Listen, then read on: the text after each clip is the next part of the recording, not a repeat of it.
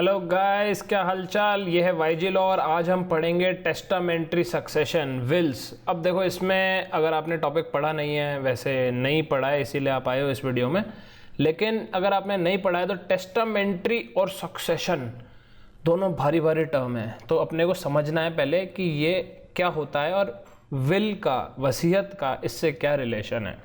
तो अगर बेसिक से बात करें तो हिंदू लॉ में एक होती है एंसेस्ट्रल प्रॉपर्टी। एंसेस्ट्रल प्रॉपर्टी के बारे में हमने पढ़ा, जो पूर्वजों से मिलती है, आपके पापा से, आपके दादा से आपको मिली हो, ठीक है, आपने खुद ने नहीं कमाई हो, जो आपकी जॉइंट फैमिली प्रॉपर्टी होती है उसको कोपार्सनरी प्रॉपर्टी भी बोलते हैं। वो रूल्स ऑफ कोपार्सनरी से डील होती है, या पार्टीशन होता है तो रूल्स ऑफ पार्टीशन से डील होती है। अपन ऑलरेडी पढ़ चुके हैं, डिस्क्रिप्शन में सबके लिंक मिल जाएंगे वीडियोस के, कोपार्सनरी वगैरह के और पार्टीशन के भी। हिंदूज में ऐसा होता है कि एंसेस्ट्रल प्रॉपर्टी के अलावा जो आदमी खुद कमाता है उसको सेपरेट प्रॉपर्टी अलग से बोला जाता है। तो जब ये दूसरी प्रॉपर्टी की बात आती है तो इसका डेवोल्यूशन कैसे होगा, जब आदमी मरेगा तो ये प्रॉपर्टी कैसे बांटी जाएगी, तो वो जो चीज है वो सक्सेशन के रूल्स डिसाइड करते हैं, रूल्स ऑफ इनहेरिटेंस डिसाइड करते हैं। अब इसमें भी दो सिचुएशन होती है, सेपरेट प्रॉपर्टी में भी दो सिचुएशन होती है कि एक तो होती है इंटेस्टेड सक्सेशन और एक होता है टेस्टामेंट्री सक्सेशन।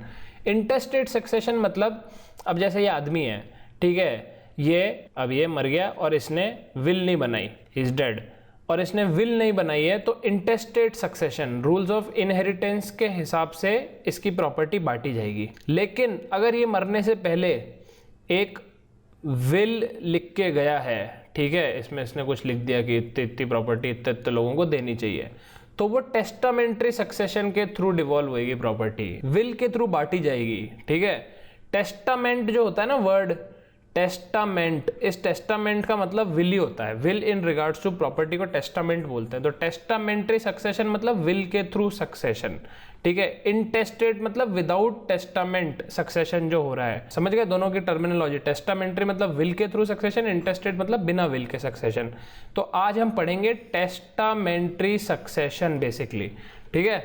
तो विल हमको पढ़ना है आज के टॉपिक में, मेन जो हमारा टॉपिक है। तो मैं उम्मीद करता हूँ कि क्लैरिटी आपको आ गई होगी। टेस्टामेंट्री सक्सेशन में जो टेस्टामेंट है वो विल ही होती है, तो अपन विल के बारे में ही पढ़ेंगे। बेसिकली अपने को जानना है कौन सी विल सही होती है, कैसे आप विल बना सकते हो, विल बनाने की एलिजिबिलिटी क्या होती है, विल में क्या क्या लिख सकते हो, वगैरह वगैरह। स्टार्ट करने से पहले बेसिक टर्मिनोलॉजी अपने को थोड़ी सी पता होनी चाहिए, क्योंकि थोड़ा सा टेक्निकल है। विल जो वसीयत होती है वो सेक्शन 2H में डिफाइंड है इंडियन सक्सेशन एक्ट के। इसमें लिखा है कि कोई भी आदमी मरने से पहले एक विल बना सकता है, जिसमें वो लिखेगा कि जो उसकी प्रॉपर्टी है वो प्रॉपर्टी का क्या होगा उसके मरने के बाद, किसको देनी है, किसको नहीं देनी है, कितनी देनी है, वगैरह वगैरह, वो सब विल में वो लिख के जाएगा। उसके बाद एक टर्म होता है कोडेसिल। कोडेसिल का मतलब क्या होता है, जैसे मान लो कि आदमी है, उसने विल लिख दी और विल लिखने के बाद उसको याद आया कि अरे इसमें तो मैं कुछ लिखना भूल गया था, तो वो कोडेसिल के थ्रू उसमें ऐड कर सकता है। The purpose of codicil is to make some small changes in the will which has already been executed. मतलब विल तो सही रहेगी और इसमें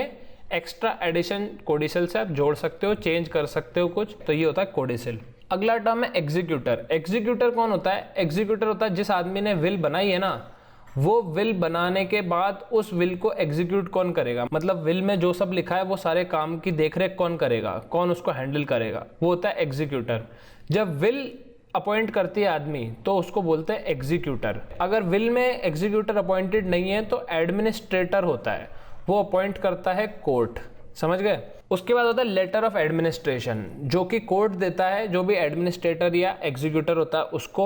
जब भी विल किसी को ऑथराइज करती है एडमिनिस्ट्रेट करने के लिए एस्टेट है, जब विल ऑथराइज नहीं करती, कोर्ट ऑथराइज करता है, तो लेटर ऑफ एडमिनिस्ट्रेशन देके उसको ऑथराइज करता है कि हाँ भाई तू कर ले सारा काम एडमिनिस्ट्रेशन का बेसिकली। और उसके बाद एक चीज होती है प्रोबेट। प्रोबेट का बेसिकली मतलब होता है कि कोर्ट ने मान ली है बात एविडेंस से कि ये विल ऑफिशियल है, ठीक है। विल की ऑथेंटिसिटी डिसाइड कौन करता है? वो डिसाइड करता है प्रोबेट।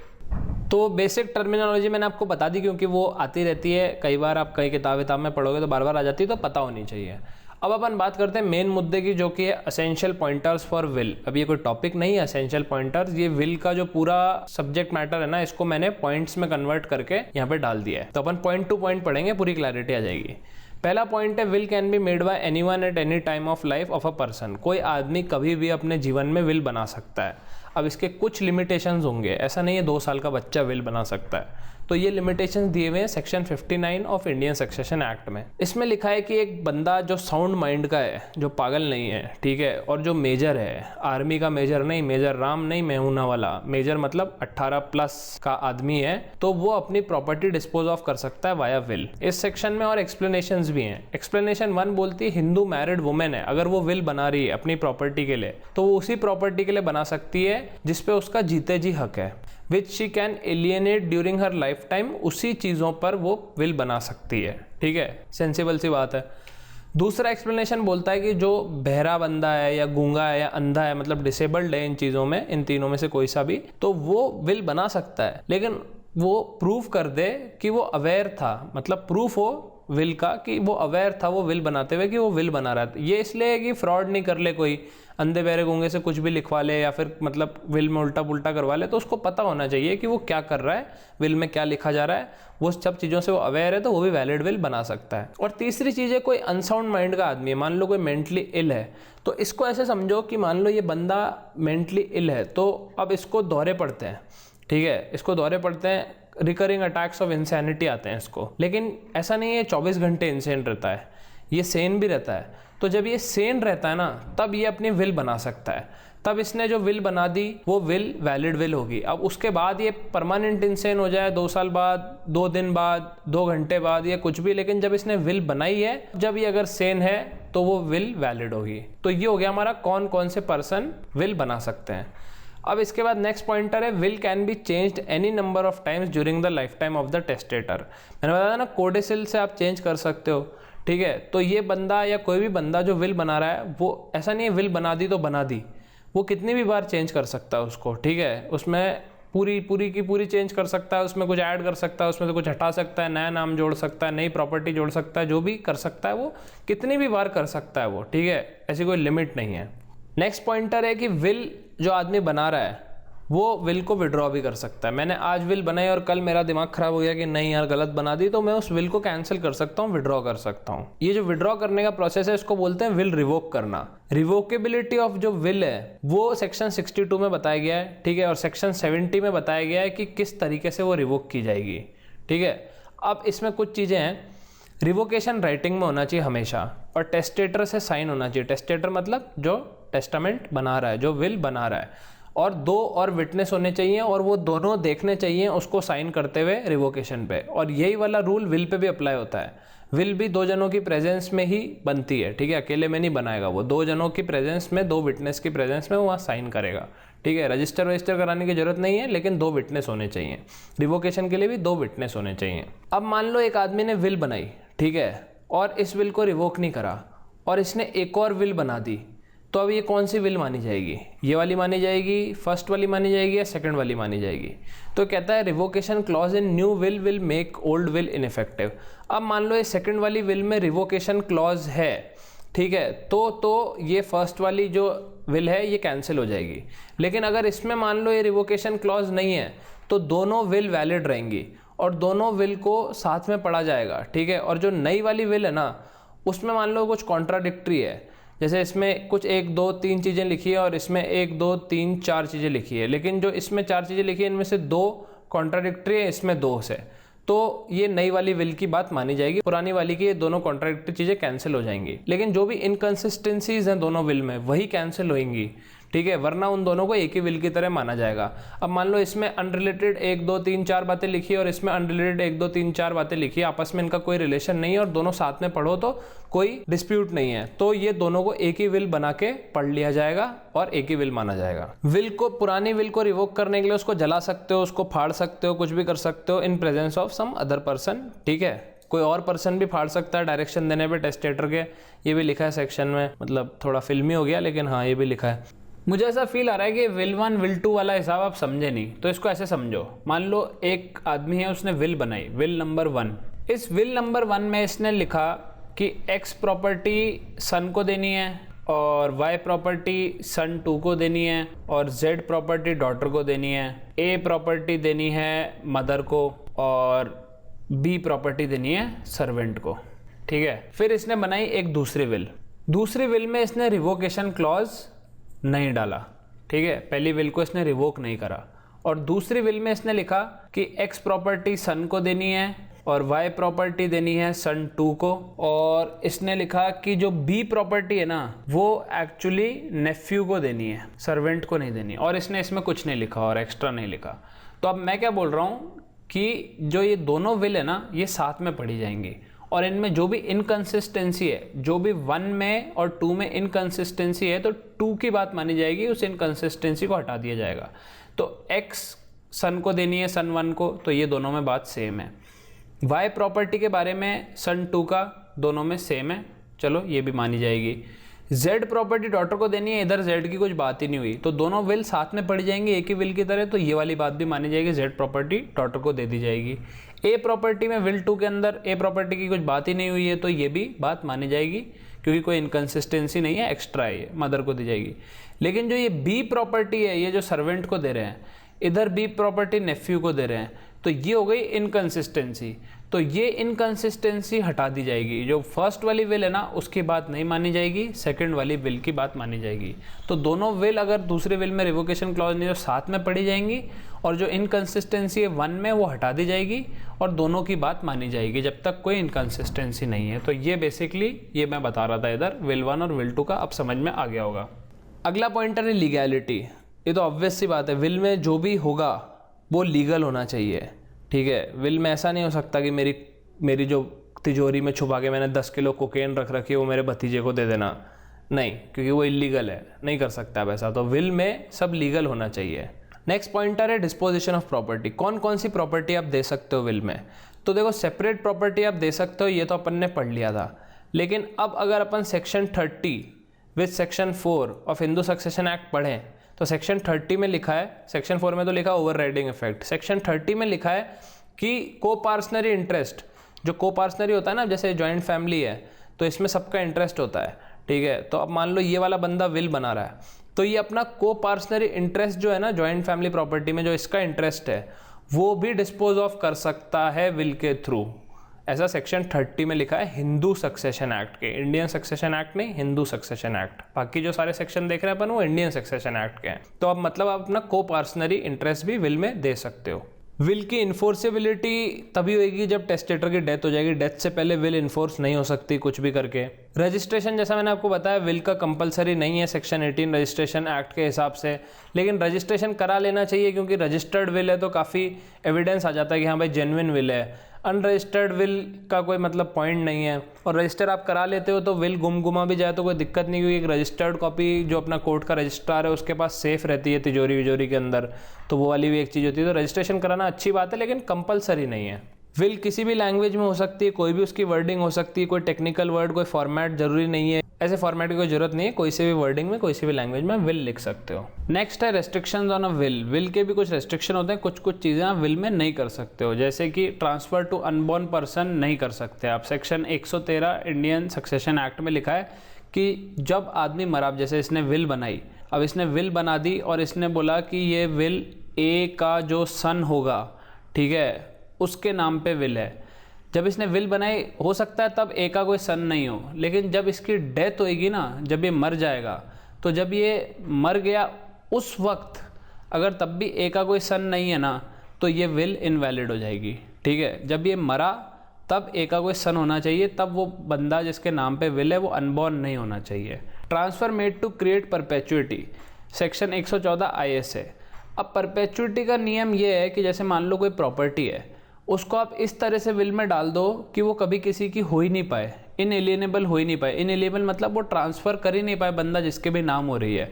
अब मान लो ये ट्रांसफ़र कर रहा है, यही बंदा ये ट्रांसफ़र कर रहा है कि ए के बाद ए का सन, उसके बाद उसका सन, उसके बाद उसका सन, और ऐसे ट्रांसफ़र होती जा रही है, और ना ए बेच सकता है, ना उसका सन बेच सकता है, ना ये बेच सकता है, ना ये बेच सकता है। तो ये परपेचुइटी के अगेंस्ट है। आप ट्रांसफ़र इन परपेचुइटी नहीं कर सकते, ठीक है। आपको पूरी ओनरशिप देनी पड़ेगी किसी ना किसी को। सेक्शन 114 में डिटेल में दिया हुआ है, रूल ऑफ परपेचुइटी पढ़ना। उसके बाद बिक्वेस्ट मतलब वही ट्रांसफ़र करना ही होता है, मतलब दे देना विल में। Bequest void under 113 and 114 unborn person और परपेचुइटी की वजह से अगर कोई ट्रांसफ़र या विल में जो भी लिखा है वो वॉइड है तो वो उसी पर्सन के रिगार्ड में होगा, पूरी क्लास के रिगार्ड में नहीं होगा। जैसे मान लो एक्स ने विल में लिखा है कि ए के सन्स को जाएगा ये, ठीक है। तो ए के, मान लो एक्स जब मरा, जब ए का एक ही सन था, ठीक है, और उसके बाद 2 सन और हो गए, एक सन 2 और सन 3, ये भी हो गए। लेकिन जब एक्स मरा था, जब सिर्फ सन 1 ही जिंदा था, तो सन 1 के रिगार्ड में तो करेक्ट होगा, लेकिन सन 2 और सन 3 के रिगार्ड में वो वॉइड हो जाएगा जो विल में लिखा है। तो ये सेक्शन 113 और 114 में जो बात बोली है ना, वो वॉइड होएगी। अगर मान लो विल वॉइड हो रही है तो वो पूरी की पूरी वॉइड नहीं हो जाएगी, सिर्फ उसी एक इंसान के लिए वॉइड होएगी, वो फॉर दैट पर्सन ओनली, पूरी क्लास के लिए नहीं। जो विल में बाकी लोग दिए हुए उनके लिए वॉइड नहीं हो जाएगी, समझ गए। नेक्स्ट बोल रहा है bequest to take effect on failure of prior bequest which is void under 113 या 114 इज ऑल्सो वॉइड। अब मान लो 113 के अंडर में एक वॉइड है, मान लो एक्स है, उसने बोला कि वाई के सन के नाम पे मैं कर रहा हूँ, और वाई के सन के नाम पे अगर नहीं हो पा रही है, ठीक है, तो मैं नाम कर रहा हूँ इसके डॉटर के, ठीक है। अब मान लो जब एक्स मरा तो वाई का कोई सन ही नहीं था, ठीक है, अनबॉर्न चाइल्ड के नाम पे वॉइड था। तो इसके बाद जो नेक्स्ट वाला है ना, वो वाला सीन भी वॉइड होगा। Bequest to take effect on failure of prior bequest, ठीक है, जो कि वॉइड है 113 या 114 के अंडर। ध्यान से समझो, पहला बिक्वेस्ट क्या था कि वाई के सन को दे दो, वाई का सन पैदा ही नहीं हुआ था जब एक्स की डेथ हुई थी, तो ये वाला हो गया वॉइड, क्योंकि अनबॉर्न चाइल्ड के नाम पे कर दिया। तो उसके बाद, तो इस बिक्वेस्ट के बाद, इस बिक्वेस्ट के फेलियर होने के बाद जो नेक्स्ट बिक्वेस्ट है ना, वो भी वॉइड हो जाएगा। ऐसा लिखा है सेक्शन 116 में, तो डॉटर को भी नहीं मिलेगा, ठीक है। ये एक बार गाइज आप सेक्शन खोल के पढ़ना, 113, 14, 15, ये 15, 115 में ये वाला दिया हुआ है, और 116 ये सेक्शन खोल के पढ़ोगे तो थोड़ी क्लैरिटी ज़्यादा आएगी। उसमें इलस्ट्रेशन दे रखे हैं अच्छे से, अब इधर पढ़ाऊंगा तो बहुत टाइम लग जाएगा, तो मैं जल्दी जल्दी बता रहा हूँ। तो ये तो होगा 113, 14, 15, 16 जो रिस्ट्रिक्शन है मेन। उसके अलावा सेक्शन 61 में दिया हुआ है विल अगर ऑब्टेन करी गई है फ्रॉड से, कोर्शन से या इम्पॉर्चुनिटी से, इम्पॉर्चुनिटी मतलब अनड्यू इन्फ्लुएंस वगैरह लगा के, तो वो भी वॉइड होगी। विल अगर अनसर्टन है तो भी वो भी वॉइड होगी सेक्शन 89 के हिसाब से। कोई ट्रांसफ़र करा है जो कंटिजेंट है ऐसे इवेंट के ऊपर, जो इवेंट क्या पता हो क्या पता ना हो, और कोई टाइम लिमिट भी नहीं दी कि तब तक हो जाए, तो वो भी वॉइड होगी सेक्शन 124 के हिसाब से। और बिक्वेस्ट जो कि दिया है एक इलीगल या इमोरल कंडीशन पे, वो भी वॉइड है, कि जाके किसी का मर्डर करके आओगे तो तुम्हें प्रॉपर्टी मिल जाएगी, ऐसा कुछ अनाप शनाप लिखा हुआ है, इलीगल या इमोरल है या फिर पब्लिक पॉलिसी के अगेंस्ट है, तो भी वॉइड है, ये लिखा है सेक्शन 127 में। तो ये सारी रेस्ट्रिक्शंस है ऑन अ विल, शॉर्ट में बता दिया, डिटेल में सारे सेक्शन लिख दिए, सेक्शन जाके पढ़ लेना, थोड़ी बैरेक्ट खोल के पढ़ने की आदत डालो। इंडियन सक्सेशन एक्ट के सेक्शंस हैं ये सारे। बहुत ही लंबा वीडियो हो गया, लेकिन फाइनली खत्म हो रहा है। टाइप्स ऑफ विल बचा है हमारा। टाइप्स ऑफ विल क्या होती है, मतलब किस किस प्रकार की विल हो सकती हैं। तो एक होती है कॉन्करेंट विल। अब मान लो कोई आदमी है ए, इसकी कुछ प्रॉपर्टी है इंडिया के अंदर, ठीक है, और इसकी कुछ प्रॉपर्टी है यूके के अंडर, तो ये अपनी यूके की प्रॉपर्टी के लिए अलग विल बना देगा, इंडिया की प्रॉपर्टी के लिए अलग विल बना देगा। तो ये दोनों विल्स कॉन्करेंट विल्स होंगी, अलग अलग कंट्री के अलग अलग प्रॉपर्टीज़ के लिए। फिर होती है कंडीशनल कंटिजेंट विल। कंटिजेंट या कंडीशनल विल होती है कि ए ने बोला कि ये कुछ टास्क करोगे तुम, या ये कुछ ऐसा कुछ कंडीशन फुलफिल होएगी तो ही विल एनफोर्स कर सकते हो, वरना नहीं कर सकते, ठीक है, शर्त रख दी कुछ, तो शर्त रखने वाली विल होती है कंटिजेंट या कंडीशनल विल, कुछ भी बोल लो। फिर होती है जॉइंट विल। जॉइंट विल ये होती है कि मान लो ए है और बी है, इन दोनों ने अपनी प्रॉपर्टी दे दी सी को, ठीक है, विल के अंदर ए ने भी सी को दे दी, बी ने भी सी को दे दी, और इन दोनों ने जॉइंट विल बना ली। जॉइंट विल बना ली और इनने विल में अगर डिसाइड कर लिया कि हम दोनों में से कोई भी रिवोक कर सकता है, तो ऐसा हो सकता है कि ए मर गया और बी दोनों की विल रिवोक कर दे अपनी साइड से सी के अगेंस्ट, ठीक है। तो जॉइंट विल बेसिकली दो जने मिलके विल बनाते हैं, सिंगल किसी के फेवर में, बहुत सारे लोगों के फेवर में, बेसिकली विल साथ में बनती है उनकी, और दोनों के पास रिवोक करने की पावर होती है अगर वो पहले से डिसाइड कर लें तो, ठीक है। नहीं करें तो फिर वो उनकी कंडीशन है, कुछ भी रख सकते हैं जॉइंट विल में अपनी। तो ये हो गई जॉइंट विल। जॉइंट विल और म्यूचुअल विल में लोग कंफ्यूज हो जाते हैं। म्यूचुअल विल क्या होती है, अब जैसे ए और बी ने जॉइंट विल बनाई तो दोनों ने एक ही विल बनाई। म्यूचुअल विल होती है कि ए और बी ने विल बना दी, ए बोला भाई मैं मर गया तो मेरी प्रॉपर्टी तेरी, और बी बोला भाई मैं मर गया तो मेरी प्रॉपर्टी तेरी, तो ये हो गई म्यूचुअल विल, ठीक है, आपस में सांठगांठ कर ली कि भाई जो अपने पहले मरा दूसरी प्रॉपर्टी उसकी। और एक होती है प्रिविलेज्ड विल, ये दे रखी है section 65 of Indian succession act में। ये कौन बना सकता है? ये बना सकते हैं अपने सोल्जर्स। सोल्जर्स कब बना सकते हैं? मान लो वो वॉर में हो तो वो 2 विटनेस के सामने ओरली अपनी विल बना सकता है, ठीक है। तो ये एक प्रिविलेज्ड विल होती है जो ये सिर्फ एक सोल्जर बना सकता है अगर वो ड्यूटी पे है, वॉर के टाइम पे है, और उसको अब एकदम से मरने वाला है तो क्या वहाँ पे लाके कोई पेपर में लिख के कोई 2 जनों से अटेस्टेड थोड़ी ना कराएगा। वहाँ पे 2 जनों के सामने, 2 विटनेस के सामने ओरली वो विल बना सकता है अपनी। तो ये हो गई प्रिविलेज्ड विल सोल्जर्स के लिए, सेक्शन 65 इंडियन सक्सेशन एक्ट। और ये हो गया हमारा टॉपिक खत्म गाइस। सब्सक्राइब कर लो यार, इतना देखो बढ़िया पढ़ा दिया आपको, सब्सक्राइब तो बनता है। और सब्सक्राइब ऑलरेडी कर रखा है मेरे पुराने स्टूडेंट हो तो लाइक मारो यार, कमेंट करो, कमेंट किया करो, थैंक यू बोला करो, जोक मारा करो, कुछ भी लिख दो कमेंट में, लेकिन कमेंट किया करो। चलो बाय बाय।